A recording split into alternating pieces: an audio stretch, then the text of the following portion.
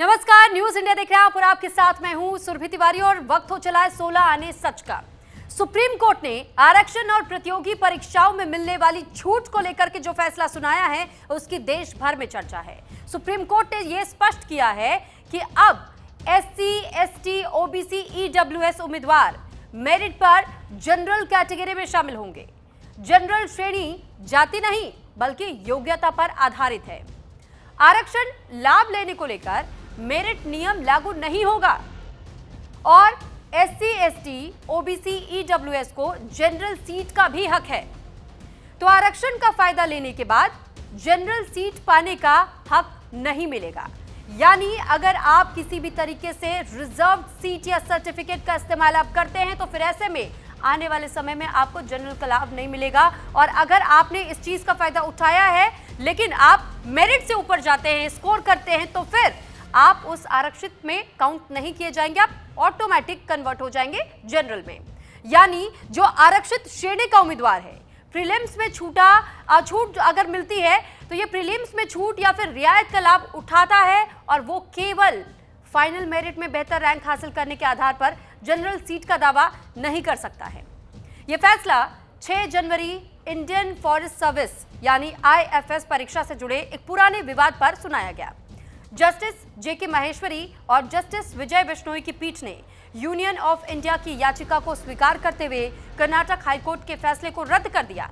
High court ने supreme court और में जब यह मामला चला था और उसके बाद से ये मामला हाईकोर्ट के उस फैसले को भी याद रखते हुए यह फैसला लिया गया और सुनाया गया और ये कहा गया है कि अगर हम बात मेरिट की करते हैं तो मेरिट कभी किसी जाति की जागीर नहीं रही है।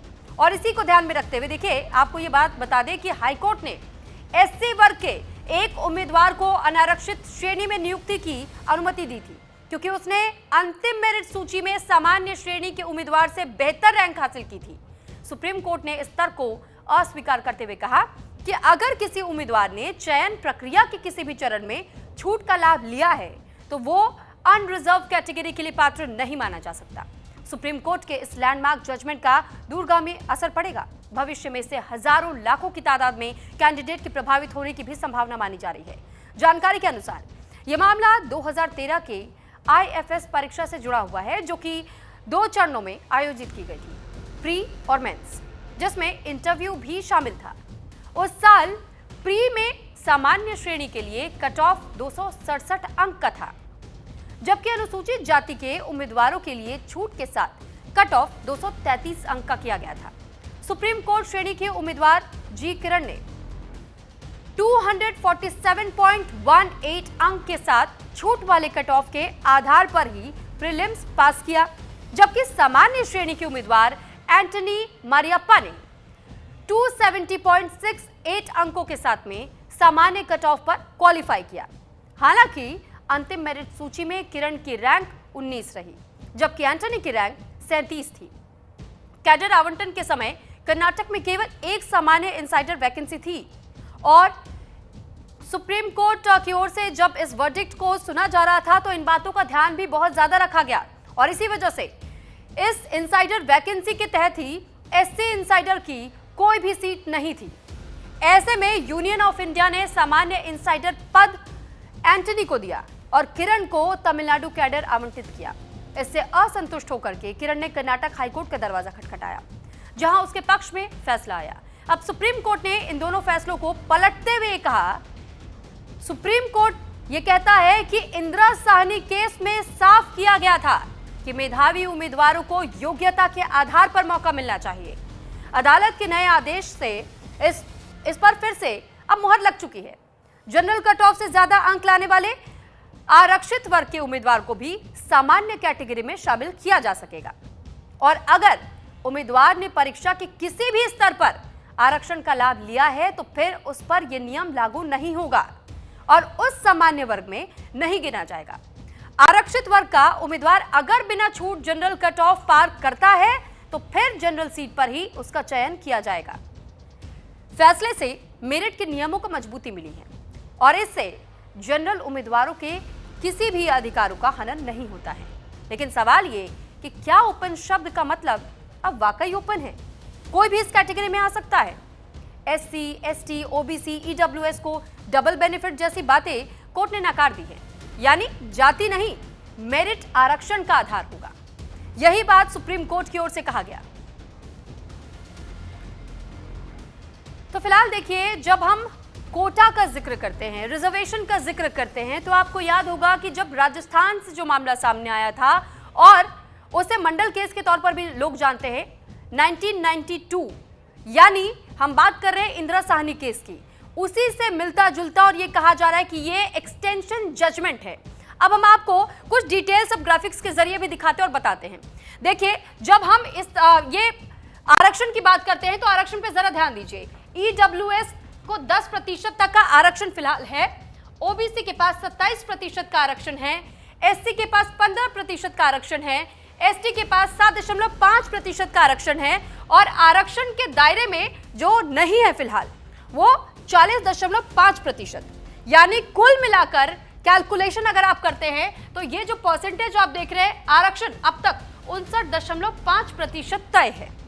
किसको कितना आरक्षण मिलना चाहिए, किसके लिए कितनी सीटें पहले से रिजर्व रहनी चाहिए, लेकिन अब यह कहा जा रहा है कि जो ओपन कैटेगरी है, जो कि अनरिजर्व सीट्स है, अब उसमें आप सभी के लिए अगर आपने मेरिट पार किया है, मेरिट तक आप पहुंचे हैं, तो योग्यता के आधार पर ही आपको जज किया जाएगा।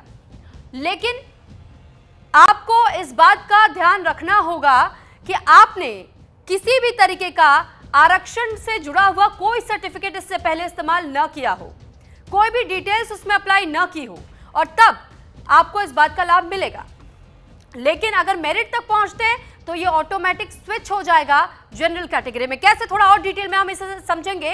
इस वक्त हमारे साथ चर्चा करने के लिए बेहद खास मेहमान जुड़ चुके हैं। RK Singh ji, advocate supreme court से, बहुत स्वागत है सर आपका। और यूसुफ अंसारी जी, कंसल्टिंग एडिटर हमारे साथ जुड़े हुए हैं। सलोनी खन्ना हमारे साथ इस वक्त शिक्षाविद भी जुड़ी हुई हैं।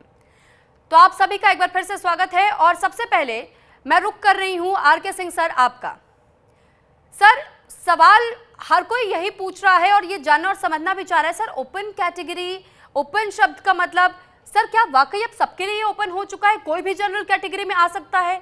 जनरल कैटेगरी का आप कोई वजूद नहीं बचा क्या इस जजमेंट के बाद? नहीं सुरभि जी, थैंक यू वेरी मच।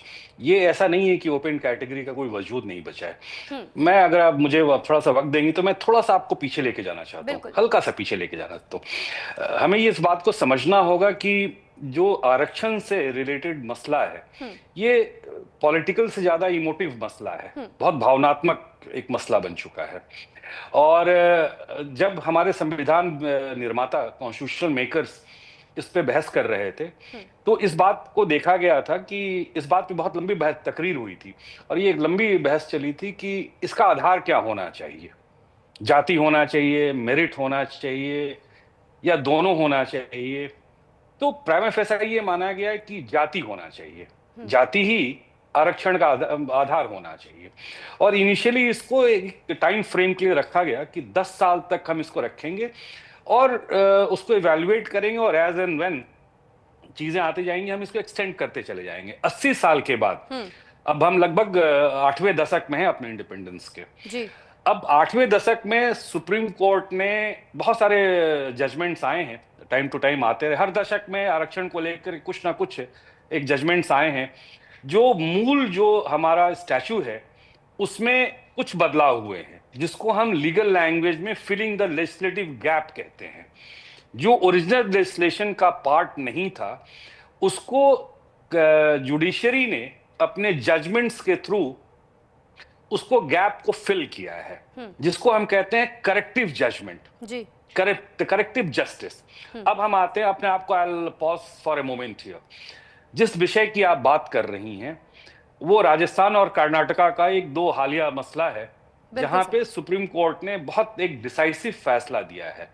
अब इसको देखने का दो तरीका है सुरभि जी। एक पहला तरीका ये है कि जो एक बड़ी बहस चल रही है उस जजमेंट के बाद, चूंकि आरक्षण एक बहुत इमोटिव मसला है तो स्वाभाविक है इस पे एक बहस चलेगी। तो उस बहस के तह में ये आ रहा है कि जो रिजर्व कैटेगरी ऑफ कैंडिडेट्स हैं, क्या इस जजमेंट के बाद अनरिजर्व्ड, क्योंकि जनरल कैटेगरी टाइप का कोई वर्ड नहीं है, वो एक एक्सक्लूसिव वर्ड है, तो क्या रिजर्व कैटेगरी के जो बच्चे हैं या जो कैंडिडेट्स हैं वो अनरिजर्व्ड मतलब ओपन कैटेगरी में भी चले गए और उनके हिस्से को वो खा गए, जिसको हम इंक्रोचमेंट कहते हैं। जहां पे ये बहस चले डबल बेनिफिट, एक शब्द बार बार आया जा रहा है जो कि डबल बेनिफिट, नहीं ऐसा बिल्कुल नहीं है। अब इसको समझने का दो ही तरीका है सुरभि जी। पहला एक तरीका है, सुप्रीम कोर्ट ने ये कहा कि वैसे आरक्षण के केसेस में जहां पे जो आरक्षित वर्ग के कैंडिडेट्स आरक्षण के कोई भी मूलभूत जो फंडामेंटल बेनिफिट्स हैं उसको नहीं लेकर के और वो स्कोर इतना करते हैं कि वो एक जनरल कैटेगरी के बच्चे के बराबर होंगे, तो उनको आरक्षण की सुविधा नहीं मिलेगी, उनको ओपन कैटेगरी में रखा जाएगा। राइट? ठीक है सर। हाँ जी सर, आपकी आवाज आ रही है जी। तो अब वहां पे एक मसला खड़ा होता है, जो जनरल कैटेगरी वाले हैं उनका ये कहना है कि साहब एक तरफ तो इनको आरक्षण की भी बेनिफिट मिल रही है और आप एक तरफ हमको भी हमारे कैटेगरी में आपने इनको डाल दिया, तो now they are drawing double benefit. Supreme court ने बोला नहीं, जो आरक्षण का आधार था वो ये था कि ये पहला ऐसा लेजिस्लेशन है दुनिया का, मैं बार बार रिपीट करता हूं, हर फोरम पे मैं ये बात कहता हूं कि हमारे मुल्क ने एक पहला ऐसा लेजिस्लेशन बनाया था जो इनइक्वालिटी बेस्ड लेजिस्लेशन था। जो उसके तह में यही है ना, आरक्षण के तह में यही, अनइक्वल्स कैन नॉट बी इक्वल्स। तो हमारा मसला ये था कि जो अनइक्वल्स हैं उनको हम एक असर्टिव एक्शन के थ्रू उस लेवल पे लेके जाएं जहां वो इक्वल्स के बराबर हो जाए। तो अगर आप इस जजमेंट को देखेंगे तो इसके प्रोग्रेसिव इंटरप्रिटेशन का तकाजा ये कहता है कि जो आरक्षित वर्ग के बच्चे हैं इस आरक्षण के 80 साल के समय के दौरान इनकी प्रोग्रेस उस लेवल पे हुई है कि अभी से ये पढ़ाई लिखाई में इतना बढ़िया करने लगे हैं, अपने मेहनत और हकूक के बदौलत इस लेवल पे पहुंच गए हैं कि अब जनरल कैटेगरी के बच्चे के बराबर भी ये मार्क्स लेके आ रहे हैं। तो कहीं ना कहीं आरक्षण के को देने की जो मूलभूत उद्देश्य थे वो फुलफिल हो रहा है। ठीक है सर, आप ये कह रहे हैं कि मेरिट को योग्यता के अनुसार आंका जा रहा है, लेकिन सर मैं आपसे एक सवाल इसमें और पूछना चाहूंगी, क्योंकि कोट करते हुए, क्योंकि सर अपने फैसले में सुप्रीम कोर्ट ने यह भी साफ किया कि अगर रिजर्व कैटेगरी का कोई उम्मीदवार लिखित परीक्षा में जनरल के कट ऑफ को पार कर लेता है तो वो इंटरव्यू जनरल उम्मीदवार के ही तौर पर देगा, लेकिन अगर इंटरव्यू के बाद मेरिट लिस्ट में जनरल कैटेगरी में नहीं आ पाता तो भी वो आरक्षित वर्ग का फायदा उठा सकता है, इसका हकदार वो है। तो सर फिर ये तो डबल बेनिफिट वाली बात आती है, क्योंकि राजस्थान वाले केस में भी यही हुआ था। नहीं, राजस्थान वाले केस में देखिए, नहीं आप इसको ऐसे कीजिए, बिल्कुल बहुत पेचीदा मसला नहीं है। एक्चुअली आरक्षण एक ऐसा विषय है जिसको हम बहुत पेचीदा कर देगा। राजस्थान वाले मैटर में सुप्रीम कोर्ट ने जो हाई कोर्ट के जजमेंट है उसको अपील करते हुए कहा था कि जो बच्चे आरक्षण से, जैसे फर्ज कीजिए कि एक कैंडिडेट है वो आरक्षित वर्ग का है और आरक्षण की वो कोई भी सुविधा नहीं लिया है, एज रिलैक्सेशन हो गया या मार्क्स रिलैक्सेशन हो गया या अटेम्प्ट रिलैक्सेशन हो गया, और वो स्कोर ऐसा करता है कि वो एक जनरल कैटेगरी के बच्चे के बराबर लेके आता है, तो उसको आरक्षण की सुविधा नहीं मिलकर he will be considered as a general category candidate, है ना। वो पूल स्विफ्ट कर लेगा, और अगर इस आरक्षण से रिलेटेड जो बेनिफिट्स अगर वो नहीं ले रहा है या नहीं लिया है और वो एक जनरल कैटेगरी में क्वालिफाई करता है, तो he will be considered as a general category, मतलब ओपन कैंडिडेट के रूप में माना जाएगा उसको आरक्षित वर्ग में नहीं माना जाएगा। और लेकिन सर मेंस में चूक गए तो जी, मेंस में अगर चूक गए तो, मेंस में चूक गए तो जी सर, क्योंकि जैसे अगर राजस्थान हाईकोर्ट के हम उस फैसले की बात करते हो तो राजस्थान हाईकोर्ट की ओर से कहा गया कि ये तर्क दिया गया था कि अगर आरक्षित वर्ग को जनरल सीट दी गई तो ये उन्हें डबल बेनिफिट देने जैसा हो जाएगा, पहला आरक्षण का और दूसरा सामान्य सीट का, क्योंकि इंटरव्यू में प्रीलिम्स में तो आपने चलो मेरिट के आधार पर आपने वो पार कर लिया, जनरल में आप स्विच हो गए, लेकिन जब इंटरव्यू की बारी आती है, इंटरव्यू में अगर आप जनरल के कट ऑफ तक नहीं पहुंच पाए तो क्या आप इसके हकदार होंगे कि दोबारा से आप रिजर्व जो आपके पास राइट्स होते हैं वो आप ले पाए? नहीं, इसमें देखिए ये क्यूमुलेटिव मार्क्स का मसला है, ठीक है सर, ये रिवर्स ट्रैफिक का मसला नहीं है, ये क्यूमुलेटिव मार्क्स का है।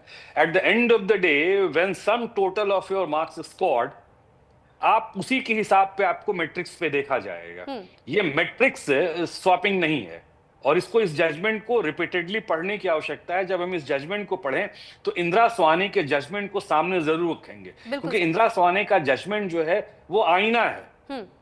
उसी आईने से इस सारे जजमेंट्स निकलते हैं। जनहित वाले केस में भी यही आईना था, इस वाले केस में भी यही है। सक्सेसिवली जितने भी जजमेंट्स है, मैं बार बार कहता हूं कि इसको आपको समझने के लिए सबसे इंपॉर्टेंट एक इंदिरा स्वानी के उस जजमेंट को समझना होगा। बिल्कुल सर।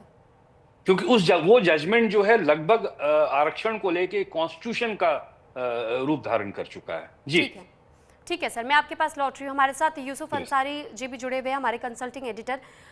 जी यूसुफ सर, मैं सवाल आपसे भी यही समझना चाहूंगी कि क्या इस जजमेंट के बाद जो एक एलिगेशन एक तरफ ये भी लग रहा है, कुछ लोगों की ओर से बार बार पूछा जा रहा है कि आप जनरल कैटेगरी के लोग कहाँ जाए, क्योंकि आप तो उनका भी हक छीन रहे हैं, आप तो उनके दायरे में भी आ रहे हैं, तो फिर ये क्या उनके साथ नाइंसाफी नहीं है?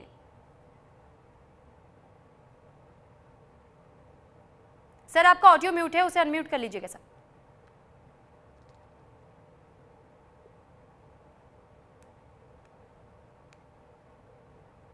देखिए सुरभि, अभी आके सिंह साहब ने बहुत ही अच्छे तरीके से साफ शब्दों में समझाया कि जो रूल है उसके मुताबिक अगर कोई ओबीसी का कैंडिडेट या एससी का कैंडिडेट आरक्षण की किसी सुविधा का लाभ नहीं लेता है, कोई रिलैक्सेशन नहीं लेता है और वो क्वालिफाई कर जाता है और कंपटीशन में उसका नंबर जो है जनरल की जो कैटेगरी है उसके बराबर उसके दायरे में आ जाते हैं, तो उसे जनरल सीट पे नियुक्ति मिलेगी। ये बिल्कुल साफ है, सुप्रीम कोर्ट के निर्देशों के अनुसार है। इसमें किसी के हकमारी वाली बात नहीं है जी। हक किसका कितना है? जो जनरल कैटेगरी की सीटें बची हुई हैं, जिसका आप डेटा आपने बताया था 40.5%, वो सिर्फ अपर क्लास यानी सवर्ण वर्ग के लिए नहीं है, वो सबके लिए है। अगर कोई ओबीसी छात्र या एससी छात्र या एसटी छात्र वो से ये लगता है कि मैं किसी तरह की छूट ले लूं और वो फॉर्म भरते समय अपनी कैटेगरी जनरल रखता है और ओबीसी एससी एसटी नहीं रखता है, तो उसको अधिकार है कि वो जनरल कैटेगरी में कन्वर्ट करे। दूसरी बात यह है कि सवर्ण वर्ग की आबादी, जैसे शेड्यूल कास्ट और शेड्यूल ट्राइब, ये जो दो आरक्षण है वो आबादी के अनुपात में है। जब संविधान बना 1950 में, तब उस वक्त देश में दलितों की संख्या यानी अनुसूचित जातियों की संख्या देश की आबादी की 15% थी, तो उन्हें मोटे तौर पर केंद्रीय नौकरियों में 15% आरक्षण दिया गया और आदिवासी की जो जनसंख्या थी वो 7.5% थी, उन्हें 7.5% आरक्षण दिया गया। इसलिए एससी एसटी का आरक्षण मिला करके 22.5% हो गया। लेकिन जब 1993 में ओबीसी का आरक्षण दिया गया तो उस वक्त मंडल कमीशन, क्योंकि ओबीसी की गिनती 1931 के बाद देश में हुई ही नहीं, जातिगत जनगणना हुई नहीं, तो एक मोटा मोटा आंकड़ा था कि भाई 52% के आसपास ओबीसी इस देश में है, तो उन 52% को 27% आरक्षण दिया गया। तो इसका मतलब तो ये हुआ कि 52% आबादी को आप 27% आरक्षण दे रहे हैं, तो हकमारी का सवाल तो सबसे पहले वहां आएगा। और जो सवर्ण जातियां हैं उनकी आबादी तो देश में सिर्फ 15% है, तो 15% के लिए 50% आरक्षण क्यों? 50% आरक्षण कैसे किया जा सकता है? दूसरी बात यह है कि सुप्रीम कोर्ट अपने कई फैसलों में यह बात साफ कर चुका है कि जो आरक्षण की सीमा है, दलितों के लिए 15%, आदिवासियों के लिए 7.5% और ओबीसी के लिए 27%, ये कोई अपर लिमिट नहीं है, ये कैप नहीं है कि नौकरियों में ये उससे ज्यादा नहीं हो सकते, कैप नहीं है ये। जैसे अभी आरके सिंह समझा रहे थे, मान लीजिए एक परीक्षा में 1000 वैकेंसी निकलती हैं, तो 1000 वैकेंसी का मतलब हुआ कि ओबीसी को 27% के हिसाब से 270 सीटें मिलनी चाहिए। लेकिन ओबीसी के कुछ स्टूडेंट अगर जनरल कैटेगरी में क्वालिफाई कर जाते हैं, 50-60 स्टूडेंट, तो 270 तो आरक्षण कैटेगरी में आएंगे ही आएंगे, 50 जनरल कैटेगरी में चले जाएंगे। तो जो जनरल कैटेगरी में गए हैं वो मेरिट पर गए हैं, उन्हें आप ये नहीं कह सकते कि साहब उन्होंने सवर्णों का हक मार लिया है, ये कहना गलत है। अगर हकमारी वाली बात होगी तो सबसे बड़ा सवाल उठेगा, भाई आप 52% आबादी को 27% यानी लगभग आधा दे रहे हो, तो आधा हक तो आपने पहले मार लिया है। तो इस तरह की बात हमें नहीं करनी चाहिए। सुप्रीम कोर्ट का फैसला जो है वो बिल्कुल क्लियर है, उसके अंदर कहीं कोई एम्बिग्विटी नहीं है, कहीं कोई ग्रे एरिया नहीं है। उन्होंने साफ कहा है सुप्रीम कोर्ट में कि अगर कोई छात्र जब फॉर्म भरता है किसी परीक्षा के लिए, नौकरी पाने के लिए, चाहे वो यूपीएससी का हो, चाहे वो एसएससी का हो या स्टेट की किसी एडमिनिस्ट्रेटिव सर्विस का हो, वहां पर अगर वो अपनी कैटेगरी में एससी एसटी या ओबीसी भरता है, लेकिन उसके जो नंबर आते हैं, उसके जो मार्क्स आते हैं, वो जनरल के बराबर आते हैं तो उसको जनरल में सीट मिली जाएगी। अगर उसने कोई एज में रिलैक्सेशन नहीं लिया है, अगर उसने कोई पासिंग मार्क्स में रिलैक्सेशन नहीं लिया है, तो जनरल में कम्पीट करेगा वो। उसमें कहा किसी की हकमारी वाली बात आ गई। ठीक है सर, मैं आपके पास लौट रही हूँ। अब सलोनी खन्ना जी, मैं आपका रुख कर रही हूँ। अब आपसे मैं समझना चाहूंगी सुप्रीम कोर्ट के इस फैसले को आप किस नजरिए से देखती हैं? देखिए, मैं शुरुआत इस बात से करना चाहूंगी कि भारत का सबसे बड़ा झूठ ये है कि जनरल कैटेगरी कोई प्रिविलेज है। जी।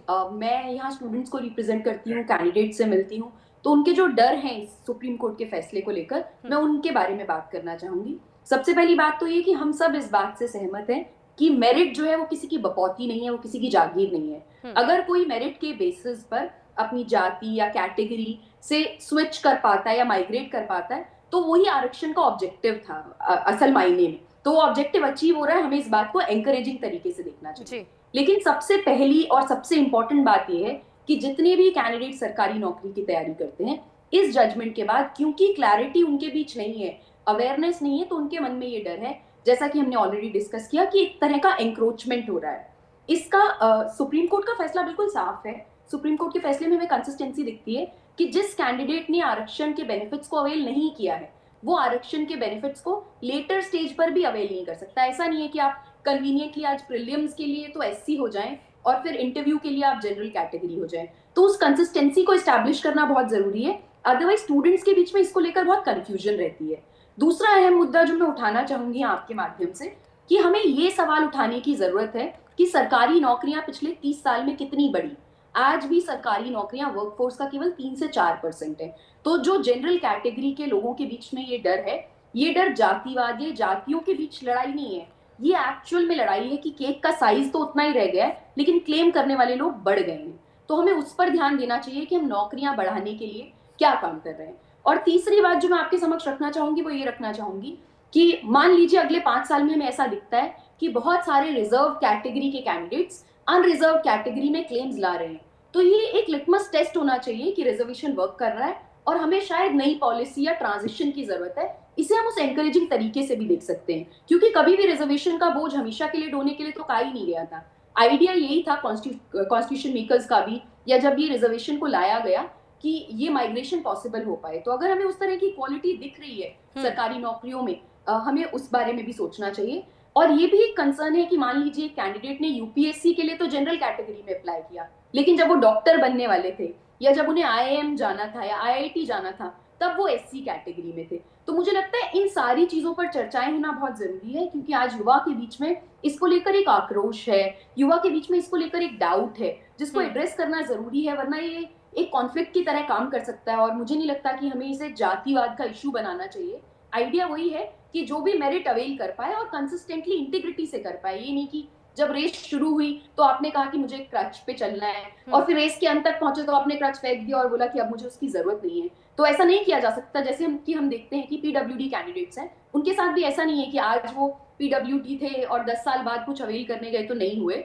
हाउएवर अगर ये माइग्रेशन हो रहा है जो अनरिजर्व कैटेगरी से रिजर्व कैटेगरी वाला, और ये कंसिस्टेंट है, इंटीग्रल है और सारे रूल्स के अनुसार हो रहा है, तो मुझे लगता है ये तो हमारे लिए एक अच्छा साइन ही है कि हम रिजर्वेशन का जो भी ऑब्जेक्टिव है उसको अचीव कर पा रहे हैं। और मैं आपके सामने एक ये भी बात रखना चाहूंगी कि जितने भी लोगों को लगता है कि जनरल कैटेगरी एक प्रिविलेज है या एक समुदाय है, ये कोई समुदाय नहीं है। आज की डेट में बहुत प्रेशर में है जनरल कैटेगरी के बच्चे और उनके पास लिमिटेड मौके हैं। तो क्योंकि वो मौकों की कमी है, अवसरों की कमी है, इसलिए वो चाहे आरक्षण है चाहे ये फैसला है, इसको आक्रोशित तरीके से देखते हैं। जरूरत है कि हम सब अवसर बढ़ाने की बात करें और उस पर फोकस करें, ना कि इस केक को कैसे डिवाइड करना है इसी में उलझे। ठीक है, आप तीनों का बहुत धन्यवाद हमारे साथ जुड़ने के लिए और अपनी अपनी बात को रखने के लिए। आर के Singh ji advocate supreme court से हमारे साथ जुड़े, यूसुफ अंसारी जी हमारे साथ कंसल्टिंग हमारे एडिटर हैं, आप हमारे साथ जुड़े, और सलोनी खन्ना जी शिक्षाविद हैं आप। और हर किसी ने इस बात की जानकारी दी कि वाकई अगर किसी व्यक्ति में योग्यता है तो फिर उसे योग्यता के आधार पर ही आंका जाना चाहिए, मेरिट के आधार पर ही आंका जाना चाहिए, ना कि किसी को किसी कैटेगरी में फिट करके और जबरन रखा जाना चाहिए। तो इसी वजह से सुप्रीम कोर्ट का ये फैसला स्वागत योग्य बताया जा रहा है। इसी के साथ फिलहाल रुक रही है एक छोटे से ब्रेक के लिए।